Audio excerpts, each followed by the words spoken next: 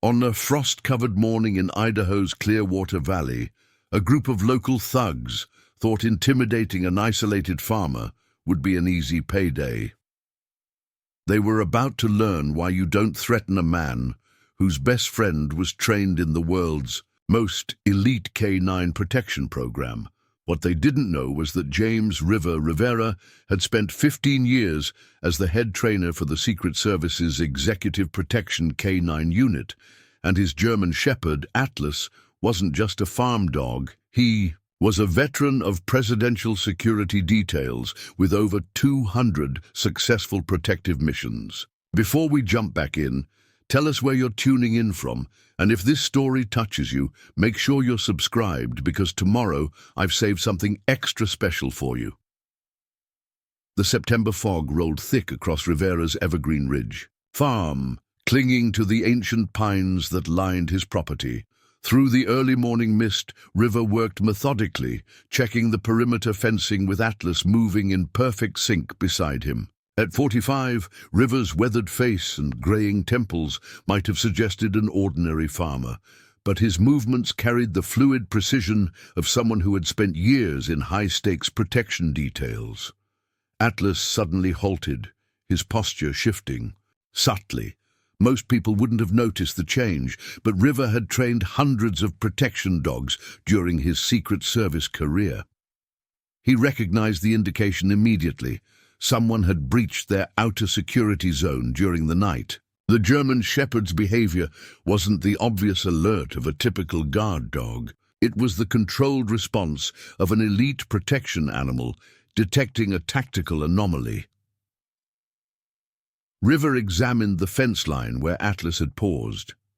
Fresh tire tracks cut through the morning dew, leading toward his main storage barn where he kept his prize-winning Honeycrisp apple harvest. The marks were deliberate, professional, not the random patterns of local teenagers looking for trouble. These tracks showed careful positioning, multiple vehicles, and strategic placement. River's tactical assessment was automatic, drawing on years of analyzing potential threats to presidential security details. "Easy, boy," River murmured, feeling Atlas's muscles coil beneath his hand. The dog maintained perfect position, demonstrating the thousands of hours of specialized training that had made him one of the most effective protection K-9s in Secret Service history.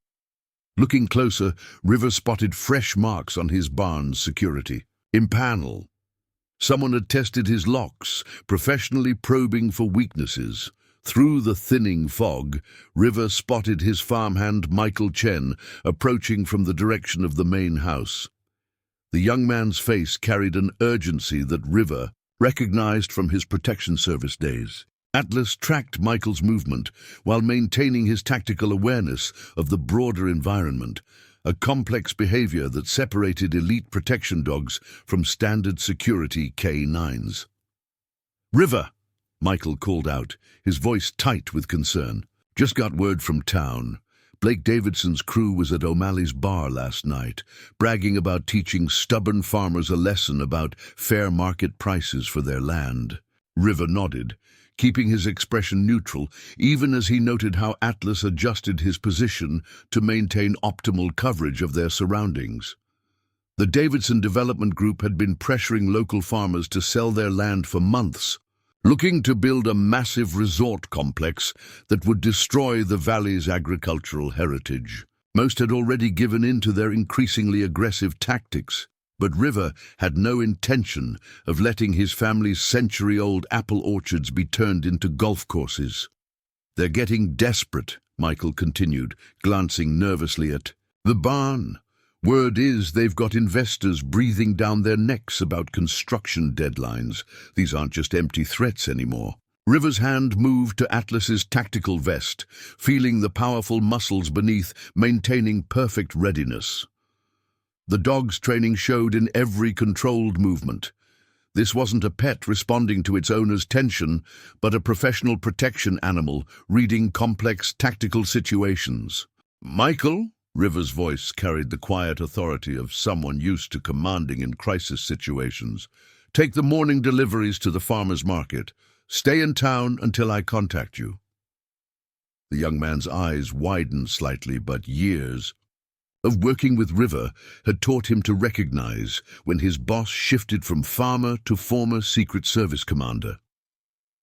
As Michael's truck disappeared down the gravel road, River conducted a more thorough examination of the barn's perimeter. Atlas moved in practiced formation, his behavior confirming what River had suspected. Multiple individuals had approached from different angles during the night, conducting professional reconnaissance of his security measures. River activated his encrypted radio, contacting his neighbor Jack Morrison, a retired Navy SEAL who'd become a close friend since River purchased the farm 5 years ago. "Jack, looks like we might have some uninvited guests tonight. Could use your eyes on the situation." "Copy that." Morrison's response was immediate. "Want me to alert the sheriff?" "Not yet," River replied, watching Atlas indicate another access, in point that had been tested. "Let's see what kind of show they're planning first." As the morning sun burned away the last of the fog, River made his preparations with the methodical precision that had kept presidents safe through countless public appearances. Davidson's thugs thought they'd found an easy target, a stubborn farmer who could be frightened into selling. They were about to learn why you don't threaten a former Secret Service K-9 commander on his own territory. Atlas maintained his patrol pattern as River went about his daily routine, but there was nothing routine about their heightened awareness. Years of elite protection training had prepared them for exactly this type of escalating threat scenario. Tonight would determine whether Davidson's crew learned their lesson, or whether Evergreen Ridge Farm would need to demonstrate exactly why its security wasn't just for show. The afternoon sun cast long shadows through the apple orchards as River reviewed his security footage from the previous night. His command center, disguised as a simple office in the farmhouse basement, housed sophisticated surveillance equipment that would have surprised most of his neighbors. 15 years in Secret Service K-9 operations had taught him the value of proper intelligence gathering. Atlas lay alert at his feet while River studied the footage. It showed 4 men examining the barn's perimeter, their movements suggesting extensive training, private security or ex-military. River recognized the tactical approach patterns they used. These weren't ordinary thugs. Davidson had hired professionals. River's thoughts drifted to his final assignment with the Secret Service, where his K-9 unit had protected 3 different presidents during high-risk public appearances. He'd spent years developing specialized protection protocols for his dogs that went far beyond standard security training.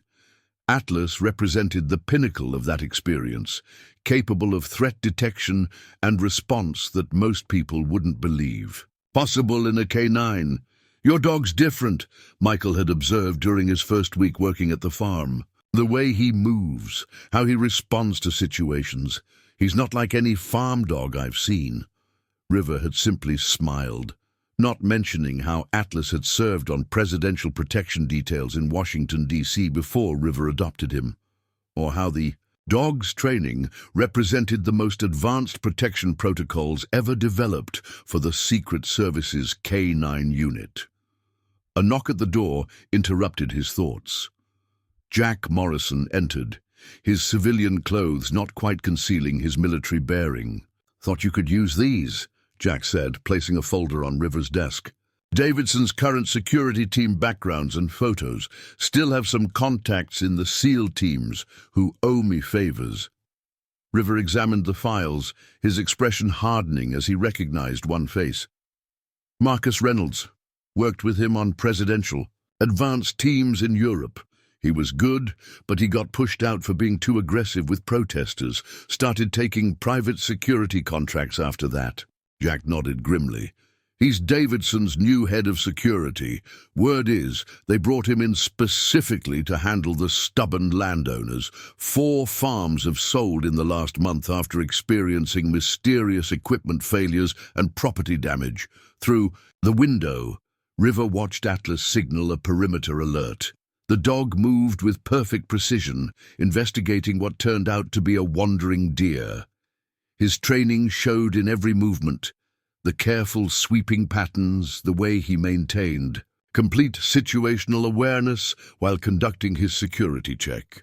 They don't know what they're dealing with, Jack noted, watching Atlas work. Davidson thinks he's just pressuring another farmer.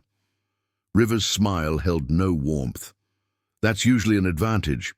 Atlas alone has more tactical protection experience than most private security teams. He didn't mention the specialized protocols he'd developed, the ones that had earned his unit commendations from 3 different presidents. Jack examined the surveillance footage carefully. They're testing your defenses, establishing patterns, classic pre-operation reconnaissance, planning something bigger than simple vandalism. I know, River replied, pulling up thermal imaging from his perimeter sensors. They spent extra time examining the cold storage units, probably planning to sabotage the temperature controls, force me to lose this year's apple harvest. His mind went back to his first K9 training command with the Secret Service, where his dogs had protected foreign dignitaries from sophisticated threats. He'd learned then that protecting assets required more than just guards. It required understanding how your opponent thinks, anticipating their moves before they make them. Atlas suddenly raised his head, alerting to something beyond human perception. Seconds later, River's phone rang. Michael calling from town. River, you need to hear this. Davidson's guys are at O'Malley's again. He hesitated. They're talking about making examples. Said something about tonight, about showing what happens to people who don't see reason. River shared a look with Jack. Stay in town, Michael. Don't come back to the farm until I call you. He ended the call, turning to his old friend. They're moving faster than expected. Want me to call Sheriff Thompson? Jack asked, though his tone suggested he already knew the answer. Not yet, River replied, checking his security feeds again. Thompson's a good man, but he's overwhelmed. Davidson's got too much influence with the county commissioners. We need to handle this our way first. Preparing and narrating this story took us a lot of time, so if you are enjoying it, subscribe to our channel. It means a lot to us. Now back to the story. The afternoon light was fading as Jack departed, promising to maintain radio contact. Through the night, River began his evening security routine, but this time with heightened attention to detail. Atlas moved with deadly focus, his training allowing him to detect the slightest change in their environment. In the growing darkness, River reflected on how his Secret Service experience had prepared him for this moment. The Davidson group thought they were dealing with a simple farmer, someone who could be scared into selling with a few acts of vandalism. They didn't understand that Evergreen Ridge Farm was protected by over 15 years of specialized K9 protection training, a dog with more executive protection experience than most federal agents, and a handler who had developed some of the most advanced protection protocols in Secret Service history. Tonight would determine whether they learned that lesson the easy way, or whether Atlas would need to demonstrate exactly why his presidential protection training made him so much more than a simple farm guardian. Moonlight filtered through scattered clouds as River completed his evening security checks. The temperature had dropped sharply, typical for Idaho in September, creating perfect conditions for thermal imaging. Atlas maintained his patrol patterns with practiced efficiency, his tactical vest equipped with advanced security features that most civilians wouldn't recognize. The first indication of trouble came at precisely 10:47 p.m. Atlas's behavior shifted subtly, a change in his patrol rhythm that River recognized from countless protection details. Through his thermal sensors, he detected 4 heat signatures, approaching from the east, using the apple trees as cover. Their movement patterns confirmed what he'd suspected. These were trained professionals. "Jack, we have visitors," River spoke quietly into his secured radio. 4 approaching from the east, 2 more holding positions near the access road. His tactical assessment was automatic, drawing on years of protection experience. They're using standard private security formations. Copy that. Jack's response was immediate. Want me to move to a backup position? Negative. Maintain overwatch. Let's see what they're planning first. River watched through his surveillance feeds as the security team approached his barn. Their movements were coordinated, professional, but they made one crucial mistake. They assumed the farm's security consisted solely of basic cameras and locks. They hadn't detected the sophisticated motion sensors, the pressure plates, or the specialized equipment that allowed Atlas to track multiple targets in complete darkness. The sound of breaking glass shattered the night's silence. They'd breached the barn's side window, just as River had anticipated. Atlas's muscles tensed beneath his hand, but his training held. No barking, no movement without command. This wasn't an ordinary guard dog that would alert intruders to its presence. Got yourself quite the security setup here, a voice carried from the barn. River recognized it from the surveillance footage. Marcus Reynolds. Shame if something were to happen to these temperature controls. Apple farming's a dangerous business. Lots of unfortunate accidents. River stepped out of the shadows, his movement deliberate and controlled. Atlas remained hidden, positioned exactly where his training dictated. Interesting definition of accident. Marcus, they teach you that in the Secret Service, or did you learn it working for Davidson? The security team spun toward his voice, weapons raising instinctively before lowering slightly. In the moonlight, River could see the moment Marcus recognized him. Rivera, well, this is unexpected. Heard you were just some stubborn farmer. And I heard you were smarter than this, River replied, his voice carrying the authority of someone used to commanding in high-stakes situations. Breaking and entering, attempted vandalism, pretty sloppy for someone with your background. Marcus stepped forward, his confidence returning. This isn't a protection detail, River. This is business. Mr. Davidson has plans for this valley, and your farm is in the way. Walk away now. No one needs to get hurt. That's your first mistake, River answered calmly, thinking this isn't a tactical situation. His hand moved slightly, signaling a command that only years of specialized training would recognize.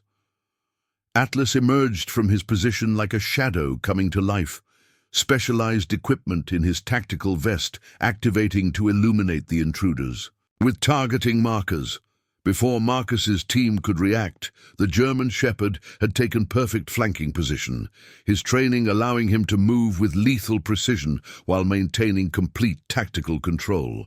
What the? One of Marcus's men started to raise his weapon, freezing as Atlas's low growl carried across the yard. It wasn't the bark of a guard dog, it was the focused warning of an elite protection K9. Second mistake, River continued, his voice unchanging. Not researching your target properly. 15 years training Secret Service protection dogs, Marcus. Wrote half the protocols your security teams probably studied. Atlas isn't a farm dog. He's a veteran of presidential security details with more tactical operations experience than your entire team combined. Through his earpiece, he heard Jack's quiet update. 2 by the road are pulling back, River. They didn't sign up for dealing with Secret Service K9s. Marcus's expression hardened as he reassessed the situation. The confident security contractor was gone, replaced by the tactical operator who recognized when an operation had gone sideways. His men were covered by a dog that moved with government-trained precision, its tactical vest indicating capabilities far beyond standard security. Canines. Davidson's not going to stop, Marcus warned, though his team was already backing toward their exit route. This land, this whole valley, it's already been decided. River's smile held no warmth. Then you should warn him about my decision. I spent my career training dogs to protect presidents from professional hostiles. This farm, Atlas, they're not just security. They're a defense system designed by someone who specialized in stopping exactly this kind of operation.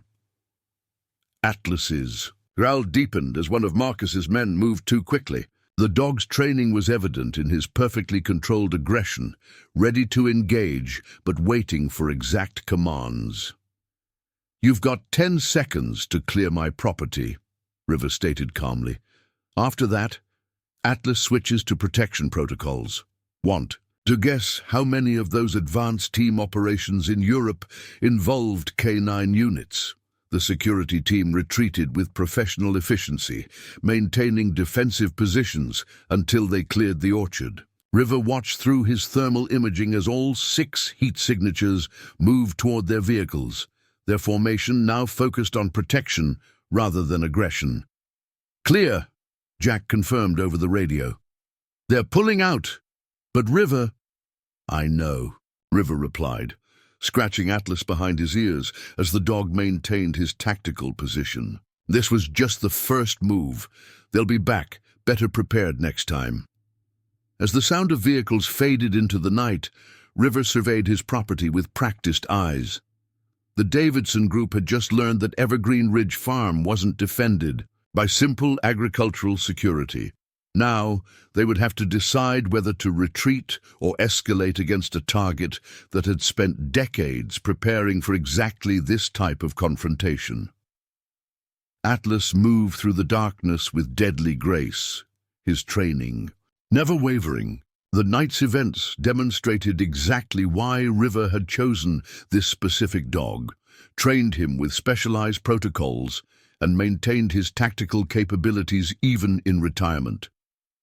The real question wasn't whether Davidson would try again. It was whether he would be smart enough to recognize exactly what kind of fight he was picking. Dawn painted the Idaho sky in shades of amber and gold as River reviewed the night's security footage with Jack. Atlas maintained his guard position, while River studied the thermal recordings of Marcus's team retreating. Their formation changes told him everything he needed to know about their professional background. They weren't expecting this level of resistance, Jack observed, his SEAL experience allowing him to read the tactical nuances. "Look at their movement patterns. They switched from offensive to defensive protocols the moment they recognized government-trained K9 capabilities." River nodded, his experienced eyes catching details others might miss. Their equipment was sophisticated. Encrypted communications, advanced night vision. Davidson's investing serious resources into this operation. He paused the footage, zooming in on one of the team members. This one's movements are familiar. Military background, probably force recon. The sound of approaching vehicles drew their attention. Through the security feeds, they watched Michael's truck arrive, followed by Sheriff Thompson's patrol car. Atlas adjusted his patrol pattern automatically, maintaining tactical coverage while accommodating known friendlies. "River," Michael called out, his voice carrying concern. "Sheriff needs to talk to you. It's important." Sheriff James Thompson had served the county for 12 years. His weathered face showed the strain of recent events as he entered River's office. "Got some troubling reports this morning. Break-ins at 2 other farms, equipment damaged. They're saying it was animals, but the damage patterns suggest professional sabotage," River finished, sharing a look with Jack. "Just like the incidents that convinced the Wilson and Miller families to sell." Thompson studied the security monitors, his law enforcement experience allowing him to recognize the sophistication of River's setup. "This is more than standard farm security, isn't it? That dog of yours? I've seen protection dogs in action during my time on the force. Atlas moves just like them." "Because that's what he is," River confirmed, watching Atlas track movement at the property line. "Just a deer, but his training never wavered. Atlas served on presidential protection details before I adopted him, 15 years developing. Tactical canine protocols teaches you to stay prepared." The sheriff's radio crackled with a report of suspicious activity at the reservoir that supplied several local farms. River's attention sharpened. Water access was crucial for agricultural operations, especially for his apple orchards. "Davidson's playing a bigger game," Jack interjected, pulling up satellite imagery on River's system. "Look at the pattern. The farms he's targeting all control key water rights. This isn't just about a luxury resort. He's trying to control the valley's water supply." Michael, who had been quietly observing, spoke up. "That's why the cold storage temperature controls in your barn were their primary target. Without proper storage conditions, even the highest quality apples won't last through the distribution season." River's tactical mind analyzed the emerging pattern. The Davidson Group wasn't just pressuring individual farmers, they were systematically targeting critical infrastructure. It was a strategy he'd seen before during his years protecting residential events, where threat assessment went far beyond obvious security risks. "Sheriff," River turned to Thompson, "how many complaints about equipment failure and property damage have you received in the past month?" 23, Thompson replied grimly. "All dismissed as accidents or animal damage, but with Davidson's security team operating in the area, they're creating deniable incidents," Jack concluded, his SEAL experience recognizing the pattern. "Professional sabotage disguised as routine agricultural problems. Classic pressure tactics." River's computer pinged with an alert from his perimeter sensors. Atlas had detected movement near the property's western boundary. Deliberate movement. Someone trying to stay hidden. The dog's training automatically shifted him to a more focused patrol pattern. "They're watching," River noted, studying the thermal signature. "Gathering intelligence, analyzing our capabilities after last night's confrontation." He turned to Michael. "I need you to check something for me in town." Davidson's company would have filed water rights applications with the county clerk. "See what you can find out about their planned usage volumes." As Michael departed, Sheriff Thompson studied the security footage from the previous night, his law enforcement experience recognizing the professional nature of the incursion. "This is going to escalate, isn't it? Davidson's not used to resistance, especially not from someone with your specialized background." "Count on it," River confirmed, his hand resting on Atlas's tactical vest. The German shepherd maintained perfect alertness, his years of presidential protection training evident in every movement. "They'll analyze what happened last night. Adapt their approach. Next time they'll come better prepared, probably try to neutralize Atlas first." Jack's expression hardened. "They don't understand what they're dealing with. This isn't a standard security canine that can be distracted or disabled with common countermeasures." "No," River agreed, watching Atlas track multiple heat signatures moving through the surrounding properties. The Davidson Group was conducting reconnaissance, probably planning their next move. They had learned that Evergreen Ridge Farm's defenses were more sophisticated than expected, but that would only change their tactics, not their objective. "I need to make some calls," River told Thompson. "Still have contacts in the Secret Service who monitor private security operations. Time to find out exactly who Davidson's hired, what resources they have access to." As the sheriff departed, River began preparing for what he knew was coming. The Davidson Group had just discovered that one of their targets was a veteran K9 handler with decades of executive protection experience. Their next move would reveal whether they were smart enough to back off or foolish enough to escalate against someone who had spent their career training dogs to counter exactly the kind of tactics they employed. Through his thermal imaging, River watched more of Davidson's teams, establishing observation posts around his property. Their movement patterns were professional, almost perfect, but they hadn't counted on facing a dog specifically trained to detect and counter advanced reconnaissance operations. Atlas's capabilities went far beyond what most security contractors would expect, honed through years of protecting presidents in some of the most challenging environments imaginable. "They're adapting faster than expected," Jack observed, examining the surveillance feeds. "Look at their positioning. They're establishing multiple observation points, creating overlapping fields of view. These aren't ordinary security contractors anymore. River nodded, recognizing the sophisticated approach. Davidson's not taking any chances now. He's bringing in serious operators, people who understand high-level protection protocols. His tactical assessment was automatic, drawing on years of experience, but that's also their weakness. They're thinking like protection specialists, not realizing they're going up against someone who wrote the book on executive K9 security.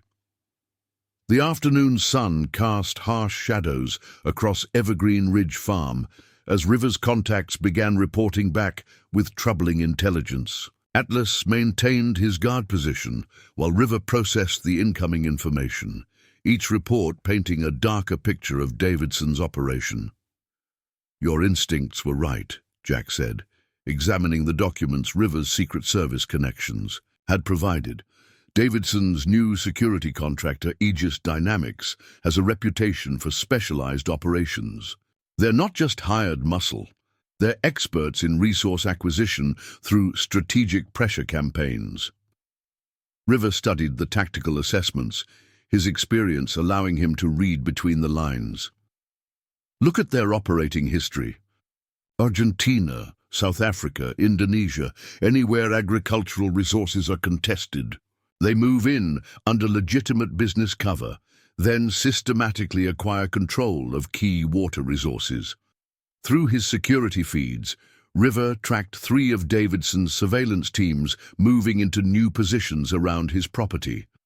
Their tactics had evolved significantly since the night's confrontation, showing a level of sophistication that went beyond standard security operations. They're implementing a coordinated containment strategy, Jack noted, his SEAL experience recognizing the pattern. These aren't random observation posts. They're establishing a complete surveillance network around your property. Atlas suddenly shifted his patrol pattern, detecting something that even River's advanced sensors hadn't registered. Seconds later, River's secure phone lit up with an encrypted message from one of his former Secret Service colleagues. Aegis just received a major equipment shipment, advanced electronic warfare gear, specialized K9 countermeasures. Whatever they're planning, it's big. "River," Michael burst into the command center, his young face tight with urgency. "You need to see this." He spread county documents across the desk. Water rights applications filed by Davidson's shell companies over the past year. They're not just buying farms. Look at the infrastructure plans they've submitted. River's tactical assessment was immediate as he studied the technical drawings. What appeared to be standard resort facilities on paper mapped perfectly to strategic control. Points for the valley's entire water distribution system. They're not just planning a resort. They're trying to create a private water utility under the guise of development. Jack examined the blueprints with growing concern. These holding ponds they're calling water features for the golf course. They're positioned to control runoff from the entire watershed. Once these are built, they could cut off water to any farm that doesn't play ball. Atlas's muscles tensed as River's security system detected encrypted communications between Davidson's surveillance teams. The dog's enhanced training allowed him to maintain perfect tactical awareness, while River decoded the transmissions using equipment from his Secret Service days. "They're implementing something called Protocol Watershed," River announced, his expression grim. "Coordinated pressure on key landowners, systematic infrastructure degradation, controlled resource denial. It's a playbook they've used before to force land sales in contested agricultural regions." Through his thermal imaging, River observed more of Davidson's teams deploying what appeared to be sophisticated electronic surveillance equipment. Their positioning suggested preparation for a major operation, not just routine observation. "This goes beyond local development," Jack stated.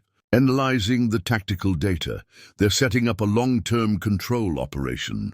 Once they have the water rights, they can dictate terms to every farmer in the valley. Atlas suddenly raised his head, giving River the subtle alert that indicated incoming ground vehicles. The security feeds confirmed 3 black SUVs approaching. The main access road, their reinforced frames and electronic shielding, marking them as Aegis tactical vehicles. Right on schedule, River noted, watching Marcus Reynolds exit the lead vehicle. The former Secret Service agent's movements reflected his professional training as he coordinated with his surveillance teams. They're done with subtle pressure. This is their show of force phase. River Rivera, Marcus called out, his voice carrying across the property. Mr. Davidson would like to revise his offer. In light of recent developments, he's willing to be generous, triple market value, plus relocation assistance. River moved to his external security station, positioning Atlas precisely where the dog's training dictated. Interesting timing. Marcus, does Davidson always negotiate with tactical teams in position? Marcus's smile didn't reach his eyes. Just being thorough. After last night's demonstration, we have a better appreciation for your capabilities. This is a courtesy call. The valley's changing, River. Development's coming whether you like it or not. The smart play is to take the offer while it's still on the table. Through his tactical feeds, River tracked more of Davidson's teams moving into prepared positions. Their deployment pattern suggested they were preparing for multiple scenarios, including the possibility of resistance. And if I'm not feeling smart, River asked, though his tactical mind was already analyzing their positions, noting how Atlas automatically adjusted to maintain optimal coverage. Then things get complicated, Marcus replied, his tone shifting to something harder. We've done our homework now. Know all about your Secret Service background, your K-9 protection protocols. Impressive stuff. But this isn't government work anymore. Private sector plays by different rules. River's hand moved to Atlas's tactical vest, feeling the dog's muscles coiled and ready. Funny thing about rules, Marcus. They tend to matter most when people think they can ignore them. 15 years protecting presidents teaches you that. This isn't a protection detail, Marcus countered, though River noted how his teams maintained careful distance from Atlas's position. This is business. Water rights, development permits, infrastructure contracts. It's all already arranged. The valley's future is set. The only question is whether you want to profit from it or... He gestured to his tactical teams. Make things difficult. Atlas's low growl provided split-second warning before River's sensors detected more vehicles approaching from the secondary access road. Additional Aegis teams deploying, establishing a complete tactical perimeter around the property. Generous offer, River acknowledged, watching their deployment through his security feeds. But you forgot something crucial in your research. Oh? Marcus raised an eyebrow. What's that? The reason I chose this particular farm. River's smile held no warmth. 15 years in executive protection teaches you to think strategically. This property sits at the confluence of 3 watershed channels. Control this land, you control water flow to half the valley. Davidson's not the only one who did his homework. Marcus's expression hardened as he processed this information. Careful, River. You're playing a bigger game than you realize. Aegis doesn't lose, and we've got resources you can't imagine. That's your second mistake, River replied calmly. Thinking this is about resources. This is about protecting something important from people who'd abuse it. That's what Atlas and I specialized in. Some things aren't for sale, Marcus. Some fights are worth taking on. Then you've made your choice, Marcus stated, signaling his teams. Don't say you weren't warned. Things are about to get very complicated for stubborn farmers in this valley. As the Aegis vehicles departed, Jack emerged from his overwatch position. They're setting up for a siege. Those surveillance positions, the electronic warfare gear, they're preparing for extended operations. River scratched Atlas behind his ears, rewarding the dog's perfect tactical discipline throughout the confrontation.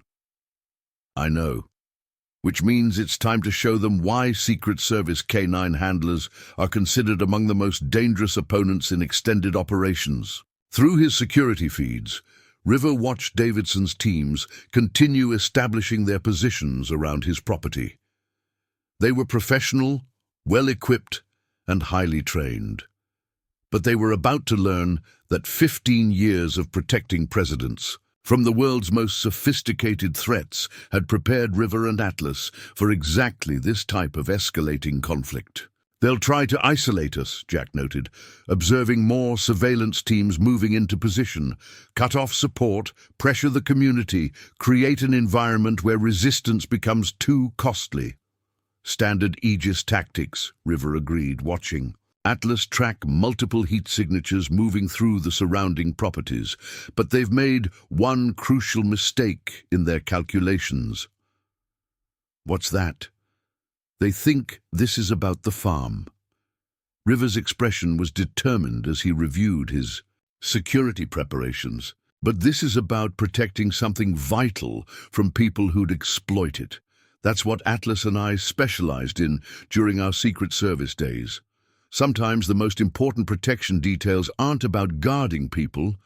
They're about defending resources that everyone depends on." The evening cast long shadows across the orchard as Michael returned from town, his expression troubled. "River, they've started something new. Davidson's people are spreading stories about your Secret Service background, suggesting your military-style security measures are a threat to public safety. They're painting Atlas as a dangerous weapon, not a protection dog." River's security system pinged with new alerts as Atlas detected additional surveillance equipment being deployed around the perimeter. The technology signature was familiar. Specialized gear he'd encountered during high-risk presidential protection details. "Classic psychological operation," Jack observed, studying the tactical feeds, undermining public support while establishing pretext for more aggressive measures. "They're not just trying to pressure you anymore. They're trying to isolate you from the community." Through his thermal imaging, River tracked more Aegis teams moving into sophisticated observation posts. Their deployment pattern suggested they were preparing for something beyond simple surveillance. "They're establishing a complete electronic monitoring net," he noted, recognizing the configuration from his Secret Service days. "Getting ready to track and record every movement on the property." "River," Michael's voice carried fresh concern. "There's more. The county board just called an emergency session. They're reviewing regulations about paramilitary security operations on agricultural land. Davidson's lawyers submitted a thick file of concerns about private citizens operating military-grade K9 units. Atlas suddenly shifted position, detecting encrypted communications between the Aegis teams. River's specialized equipment intercepted fragments of their tactical planning. Phase 1 containment, community isolation protocols, K9 countermeasure, deployment scheduled. They're not just targeting the farm anymore, Jack concluded, his military experience reading between the lines. They're implementing a full-spectrum pressure campaign. Physical surveillance, legal challenges, community manipulation, trying to make it impossible for you to maintain effective security operations. River watched Atlas track another surveillance team moving through the eastern orchard. The dogs. Movements reflected years of specialized training in countering sophisticated threats, training that had kept presidents safe during countless public appearances. "Look at these technical specifications," Michael added, spreading out more documents from the county office. "The resort's water treatment facilities. They're designed to monitor and control every major water source in the valley. Once these are built, they could cut off supply to any farm within hours." River's tactical mind processed this information while monitoring Atlas's response to the increasing surveillance presence. They're creating a control infrastructure disguised as resort development, water rights, legal pressure, community manipulation. It's all part of a coordinated strategy to establish complete dominance over the valley's resources. "Sir," a new voice called from the property line, another Aegis team leader, more polished than the usual security operators. "Mr. Davidson wanted you to have this detailed analysis of the economic impact your resistance is having on local businesses. Several farmers' market vendors have already reported significant pressure from their insurance companies." Atlas maintained perfect tactical discipline as River retrieved the document, his training allowing him to detect any potential threat while appearing completely calm. The message was clear. Davidson's organization could hurt the entire community without ever directly confronting River's security measures. "They're escalating faster than expected," Jack noted after the Aegis team departed, "using every angle they can find to force compliance. Most people would fold under this kind of coordinated pressure." River scratched Atlas behind his ears, feeling the powerful muscles still coiled and ready, despite hours of heightened alert status. Most people haven't spent their careers protecting presidents from exactly these kinds of sophisticated operations. Davidson thinks he's putting pressure on a stubborn farmer. He doesn't understand he's going up against someone who specializes in countering coordinated threats to vital assets. Through his security feeds, River observed more Aegis teams establishing positions for night operations. Their equipment and tactics suggested they were preparing for a long-term campaign of attrition. But they were about to learn why. Secret. Service K-9 handlers were considered among the most resilient opponents in extended security operations. The real fight was just beginning, and River had spent 15 years preparing Atlas for exactly this type of sophisticated, multi-layered threat. The question wasn't whether Davidson's organization could apply enough pressure. It was whether they were prepared to face a handler and dog team specifically trained to protect vital resources against professional hostile operations. The pre-dawn. Darkness cloaked Evergreen Ridge Farm in deep shadows as River monitored his security feeds. Atlas had detected the first signs of unusual movement at precisely 2:43 a.m., multiple teams approaching from different vectors, their tactical coordination, indicating extensive professional training. "Initial teams in position," Jack's voice carried quietly through their secured channel, thermal showing 12 operators using advanced movement patterns. "These aren't regular Aegis contractors anymore." River watched through his tactical displays as Davidson's teams established their positions. Their approach was methodical, professional, exactly what he'd expect from former Special Operations personnel. They were using sophisticated electronic warfare equipment, attempting to disable his security systems while masking their own signatures. "They're good," River acknowledged, observing their systematic advance. "Notice the formation. Classic. Counter K-9 tactics. They're trying to create separate engagement zones, preventing Atlas from maintaining tactical mobility."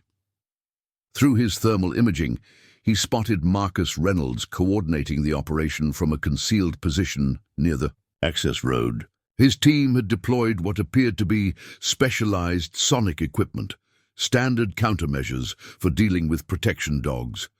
But they weren't ready for a K-9 specifically trained to counter their most advanced tactics. Atlas suddenly shifted stance, detecting something beyond normal security parameters. Seconds later, River's systems confirmed his warning. Electronic warfare signatures suggesting preparation for a coordinated cyber attack on his defensive network. "They're not just trying to disable our security anymore," River noted, watching. Atlas signaled another tactical anomaly.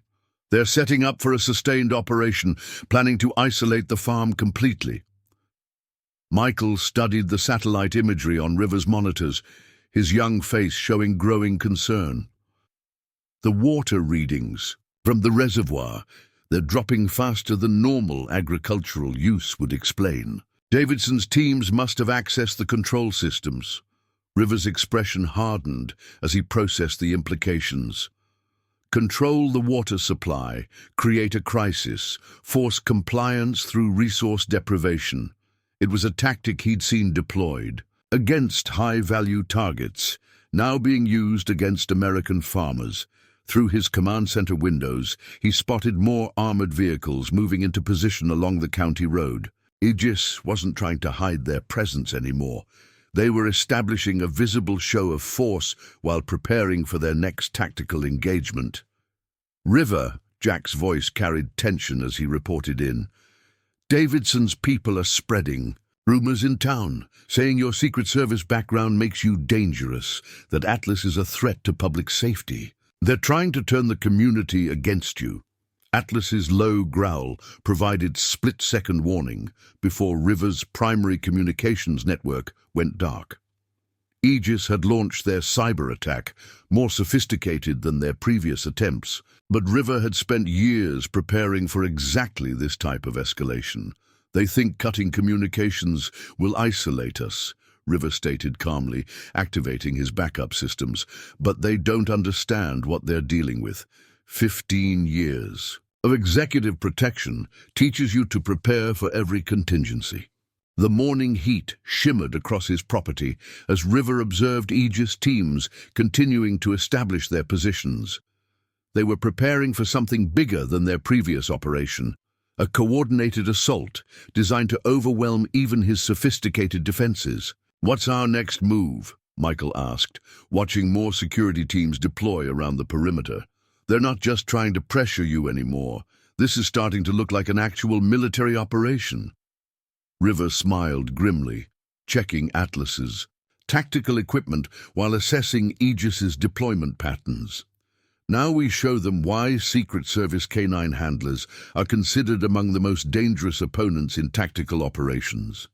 They think they've learned our capabilities, adapted to our defenses. Time to demonstrate why you don't threaten a veteran handler and his dog without considering every possible response." The sun began its descent toward the mountains as River finalized his preparations. Aegis's teams were professional, well-equipped, and highly trained, but they were about to learn that 15 years of developing specialized K9 protocols had prepared him for exactly this type of escalation.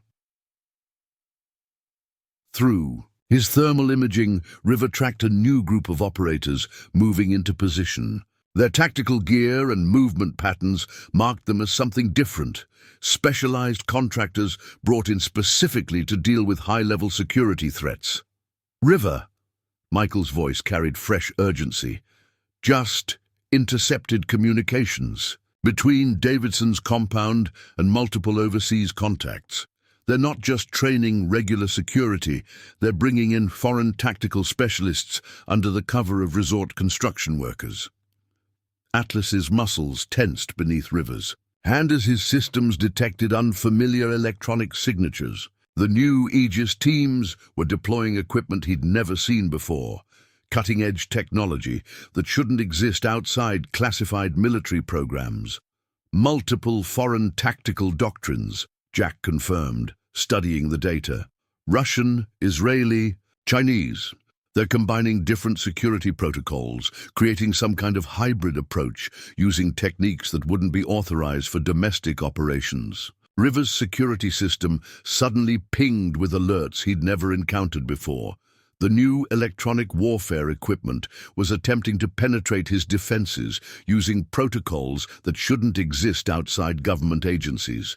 "They knew we'd document their activities," River realized, watching Atlas adjust automatically to counter the sophisticated electronic attack. "They wanted us to gather evidence, to trigger an official response. This whole operation was a setup." Sheriff Thompson's voice crackled through their backup channel, confirming his fears. "River, got word from my federal contacts. Davidson's not just some developer. He's running a deep cover program, testing new methods for establishing deniable control over strategic resources. Your farm wasn't just in their way. It was chosen as a live-fire test site." Atlas's muscles coiled. As River processed this information, the implications were staggering. Davidson's operation wasn't just unauthorized development, it was an officially sanctioned test program using civilian targets to evaluate new resource control protocols. "They're deploying something new," Jack warned, monitoring their tactical feeds. Some kind of advanced suppression system designed specifically for elite protection dogs. Technology we've never encountered before. Through his scope, River observed Aegis teams moving with renewed purpose. Their earlier operations hadn't been meant to succeed. They were gathering data, analyzing responses, preparing for this moment. "River," Michael called out, his tablet displaying intercepted communications. More specialized teams arriving at Davidson's compound. These aren't just security contractors, they're technical specialists, experts in something called resource denial operations. They're bringing in equipment I've never seen before. Atlas suddenly altered his patrol pattern, responding to electronic signatures that even River's sophisticated security systems couldn't properly classify.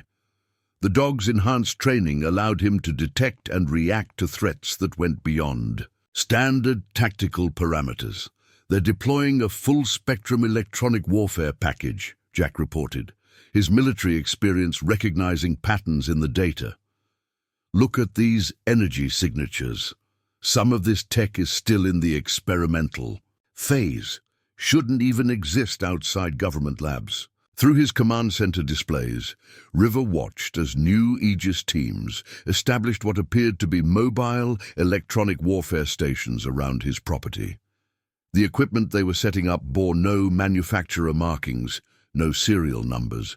The hallmark of classified prototype technology. "This goes deeper than Davidson," River concluded, watching Atlas track multiple new threat signatures. "No private security contractor has access to this level of technology. Someone high up is using this valley as a testing ground." Sheriff Thompson's voice crackled through their emergency channel. "Just got off a secured line with federal contracts. Davidson's company is connected to something called Project Watershed, a classified program for developing new methods of resource control in contested regions. They're using your farm to field test their protocols." River's tactical mind processed this information while monitoring Atlas's response to the increasing electronic warfare presence. The dog's behavior confirmed what his instruments were showing. They were facing technology specifically designed to counter elite protection units. "Look at these manifests," Michael added, spreading out documents from his town hall sources. "The construction equipment they're bringing in. Power requirements, shielding specifications. This isn't for building a resort. They're setting up some kind of advanced command and control center." Through his thermal imaging, River observed new teams deploying what appeared to be sensor arrays around his property. Their positioning suggested they were creating a sophisticated electronic containment grid, capable of monitoring and potentially controlling all movement within the perimeter. "They're not just testing their equipment," Jack noted grimly. "They're documenting everything, our responses, Atlas's capabilities, your countermeasures. This is a full evaluation program for their new technology." Atlas's muscles tensed as River's security system detected another wave of electronic signatures. The new equipment wasn't just trying to disable his defenses, it was actively mapping them, learning from each interaction. "River," Thompson's voice carried fresh urgency. "Just got word from my contact in the FBI's Resource Crime Division. Davidson's operation isn't unique to this valley. They're running similar tests in multiple locations across the country, using different cover stories, but the same basic playbook." "Perfect testing grounds," River observed, watching more specialized equipment being positioned. "Isolated communities, vital resources, minimal oversight. They can evaluate their control protocols without drawing attention from major media or federal regulators." Through his tactical feeds, River tracked what appeared to be data collection teams moving among the Aegis positions. They weren't there to fight. They were there to document the effectiveness of their new technology against a highly trained protection unit. "They're deploying something else," Jack warned, monitoring their sensor network. "Some kind of neural disruptor. The frequency patterns. They're designed to interfere with trained K9 responses at a physiological level." Atlas shifted stance, fighting against electronic interference that seemed to target his enhanced capabilities directly. This wasn't standard electronic warfare. This was technology specifically created to neutralize elite protection dogs. "We've got a new problem," Michael reported, monitoring communications. "They're not just documenting their technology's effectiveness. They're live streaming data to multiple secure locations. Even if we counter their systems here, they're gathering intelligence for future operations." River watched his primary security network begin to degrade as the new electronic warfare systems took effect. The technology was sophisticated, adaptive, learning from each attempt to counter it. But they had made one crucial mistake in their calculations. "They think technology is the key to control," River stated, feeling Atlas press against his leg, fighting the effects of the electronic interference. 15 years protecting presidents teaches you something different. The most effective security doesn't come from advanced equipment. It comes from the unbreakable bond between a handler and a dog who trust each other completely. The afternoon sun cast harsh shadows as River observed Aegis teams continue their systematic deployment. They had chosen his farm as a testing ground for their classified technology, seeing it as the perfect opportunity to evaluate their new control protocols. But they were about to learn why Secret Service K9 handlers were considered among the most dangerous opponents in tactical operations. The evening cast long shadows across Evergreen Ridge Farm as River's intelligence network began painting a disturbing picture of Project Watershed's true scope. Atlas maintained his guard position despite the increasing electronic interference, his years of specialized training allowing him to adapt to the experimental technology being deployed against him. "Your federal contacts came through," Jack said, spreading newly acquired documents across River's command center desk. "Project Watershed isn't just about controlling water resources. It's a prototype program for something they're calling resource pacification, using sophisticated technology to establish complete control over vital infrastructure." River studied satellite imagery, showing similar operations being established in agricultural regions across the country. The patterns were identical: legitimate business cover, systematic pressure on key landowners, deployment of classified technology against any significant resistance. "Look at these technical specifications," Michael added, analyzing data he'd intercepted from Aegis's secure communications. "The equipment they're deploying around your farm, it's not just for surveillance or suppression. They're creating some kind of comprehensive control grid."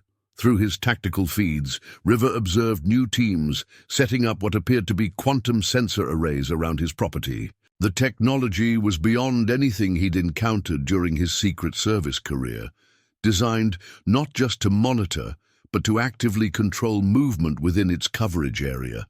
"They're implementing something called Protocol Zero," Jack reported, decoding encrypted transmissions between Aegis command elements.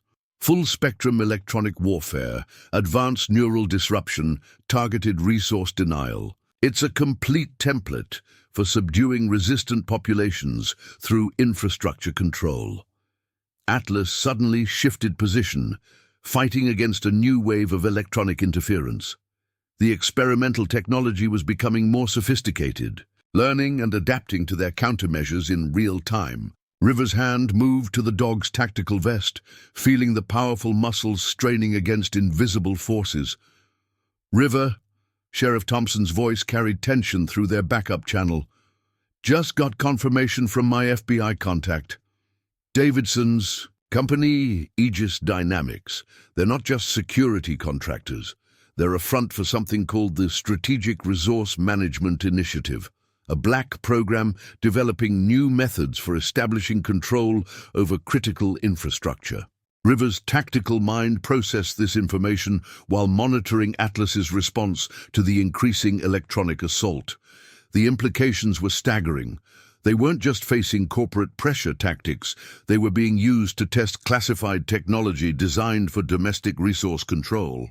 The water control systems they're building, Michael noted, examining technical documents from the county office. They're not just for managing irrigation. Look at these neural interface specifications. They're designed to integrate with something called Cognitive Resource Management Protocol. Through his thermal imaging, River tracked what appeared to be AI-driven sensor platforms moving through Aegis's positions. The technology was actively mapping their defensive capabilities, learning from each interaction with his security systems. "It's not just happening here," Jack added grimly, reviewing data from River's intelligence network. "Similar development. Projects are appearing in strategic agricultural zones nationwide. Each one targets areas with critical water resources, using the same combination of corporate pressure and classified technology." Atlas's growl provided split-second warning before River's enhanced security feeds detected a new type of electronic signature. Aegis was deploying what appeared to be quantum entanglement communicators, technology that shouldn't exist outside theoretical research labs. "They're bringing in something new," River observed, watching specialized transport vehicles arrive at Davidson's compound. "Those containers. Recognize the shielding configuration from my Secret Service days. They're designed for transporting experimental military hardware." Through his command center windows, River spotted teams of technicians in unmarked uniforms, setting up additional equipment around his perimeter. Their movements suggested advanced military training, but their gear bore no official insignia or identification. "Project Watershed is just the beginning," Jack concluded, analyzing patterns. In the intelligence they'd gathered, they're using these resource development operations to perfect their control protocols. Once they prove the technology works here, they can implement it anywhere. Michael's tablet suddenly lit up with intercepted communications. "River, you need to see this. They're not just documenting Atlas's responses to their technology. They're using AI systems to analyze his adaptive capabilities, developing countermeasures specifically tailored to elite protection dogs." River watched his security network struggle against increasingly sophisticated electronic warfare. The experimental technology was evolving, becoming more effective at disrupting both his defensive systems and Atlas's enhanced capabilities. "That's why they chose your farm," Thompson added, his law enforcement experience recognizing the pattern. "They needed to test their technology against the highest level of resistance. A former Secret Service K-9 handler with advanced security protocols. Perfect opportunity to evaluate their systems under optimal conditions." Through his tactical scope, River observed more specialized equipment being positioned around his property. Each piece represented another layer of their control strategy, technology designed not just to subdue resistance, but to establish permanent dominance over vital resources. "Look at these neurological specifications," Michael said, decoding technical data from the intercepted communications. "The frequencies they're using, they're not trying to disable Atlas. They're attempting to actually control his responses, override his training at a fundamental level." Atlas pressed against River's leg, fighting against electronic interference that seemed to target his enhanced capabilities with increasing precision. This wasn't just experimental technology. This was a systematic attempt to neutralize elite protection dogs by attacking the core of their training. "They're deploying quantum field generators," Jack warned, monitoring their sensor network. "The energy signatures suggest they're creating some kind of coherent suppression field, technology designed to establish complete control over any designated area." River's tactical assessment was automatic as he processed this information. Project Watershed wasn't just about water rights or resource control. It was a testing ground for technology that could fundamentally change the balance of power between citizens and those who sought to control vital infrastructure. The real question, River stated, watching Atlas track multiple quantum sensor platforms despite the increasing electronic interference, isn't whether their technology can disrupt our defenses. It's whether they understand the difference between controlling systems and breaking the bond between a handler and dog who've trained together for years. Through his thermal imaging, River observed Aegis teams establishing what appeared to be a quantum containment grid around his property. Their technology was impressive, clearly designed by people who understood how to neutralize sophisticated security measures. But they had made one crucial mistake in their calculations. They think this is about equipment, River noted, feeling Atlas's unwavering presence beside him, despite the experimental technology targeting his enhanced capabilities. 15 years protecting presidents teaches you something different. The most effective security isn't about having better technology. It's about maintaining fundamental capabilities that can't be disrupted by any external force. The evening air hummed with quantum field generators as River prepared for what he knew was coming. Project Watershed had created impressive technology for establishing control over vital resources, but they were about to learn why Secret Service K-9 handlers were considered among the most dangerous opponents in tactical operations. Atlas maintained his guard position, his training allowing him to adapt to the increasing electronic warfare. The real question wasn't whether their experimental technology could disrupt advanced security systems. It was whether they were prepared to face a handler and dog team specifically trained to operate effectively when all technology fails.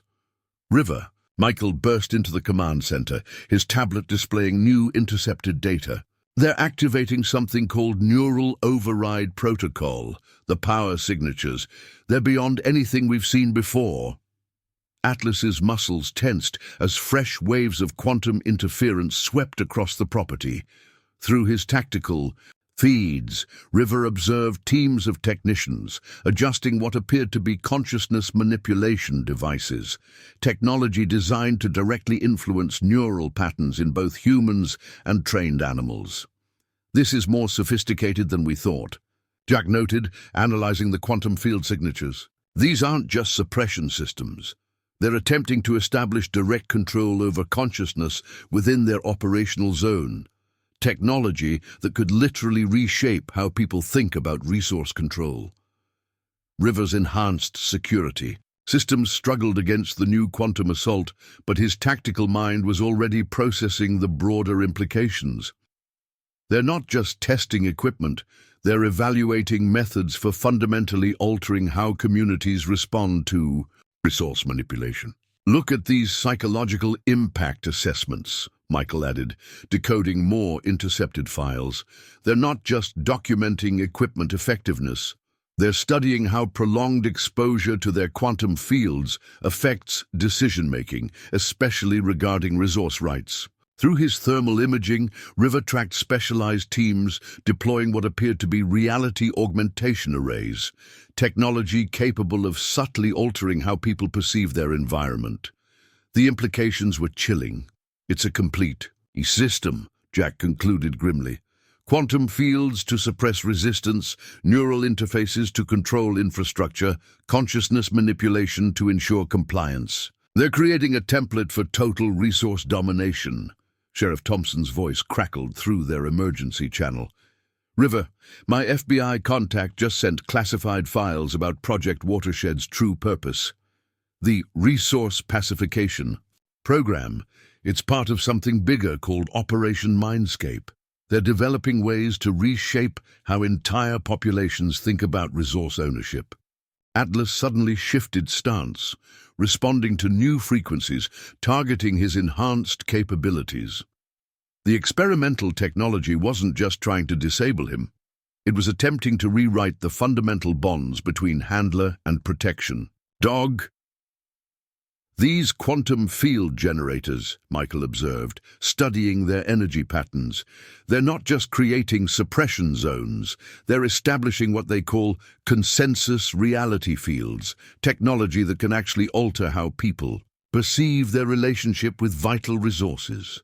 River watched more specialized equipment being positioned around his property. Each piece represented another layer in their consciousness control strategy.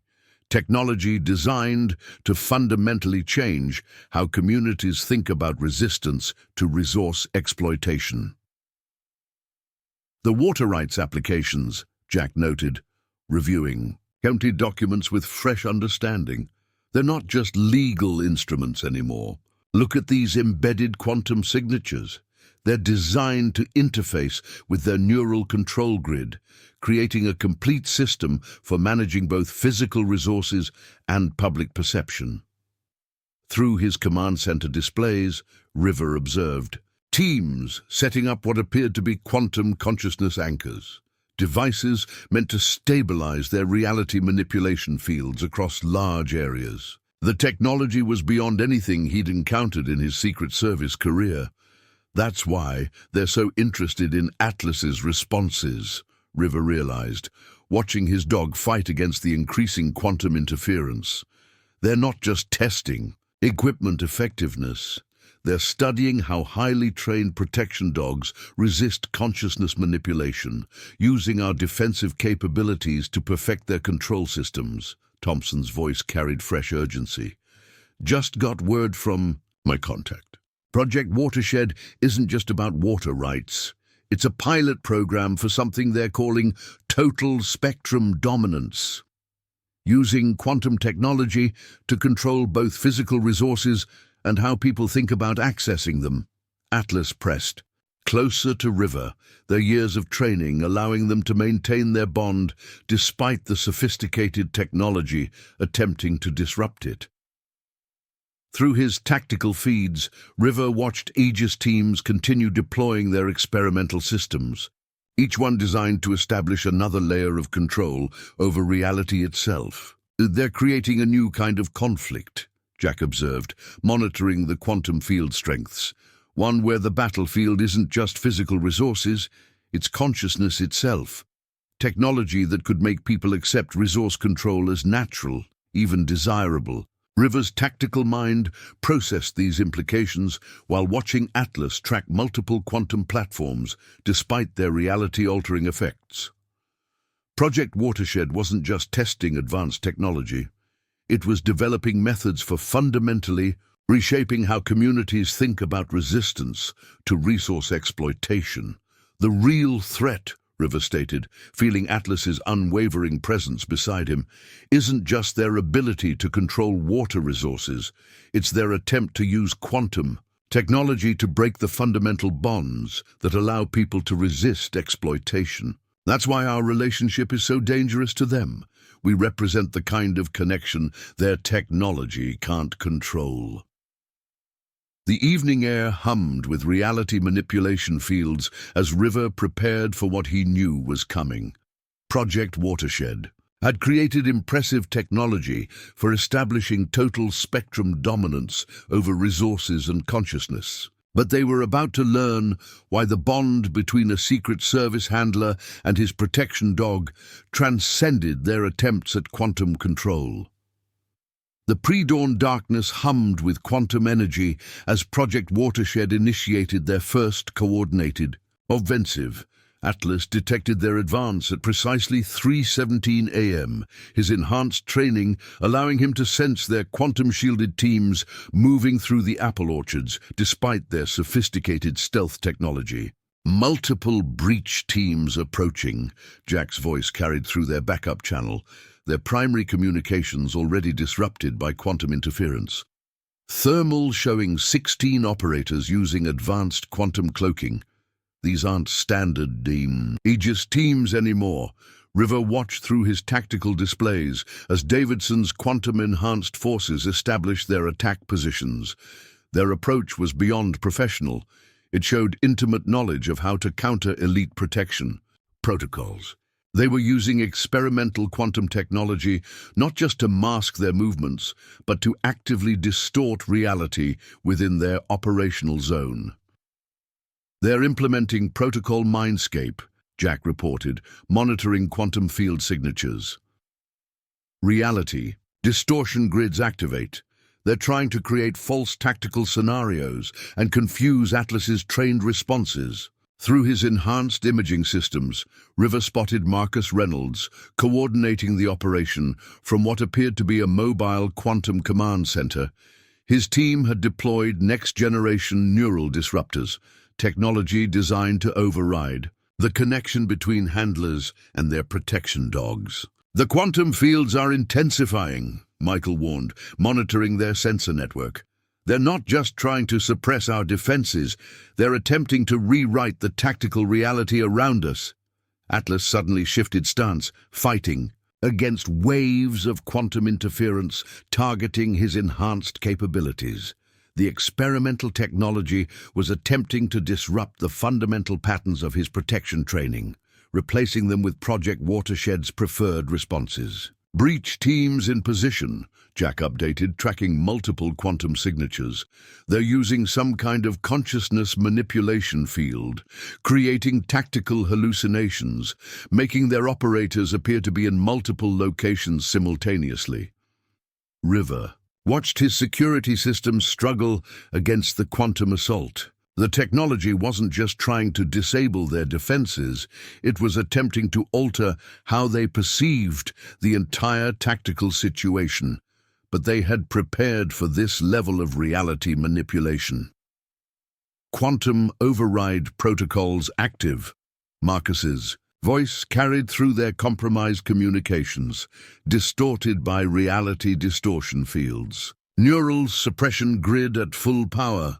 No protection dog can maintain tactical awareness under this level of quantum interference." River's hand moved to Atlas's tactical vest, feeling the powerful muscles fighting against invisible forces attempting to rewrite his training. "That's your first mistake, Marcus. Thinking this is about quantum technology. You forgot what we specialized in during our Secret Service days." Atlas moved like a shadow through quantum interference, his years of specialized training allowing him to operate on pure instinct despite the reality distortion.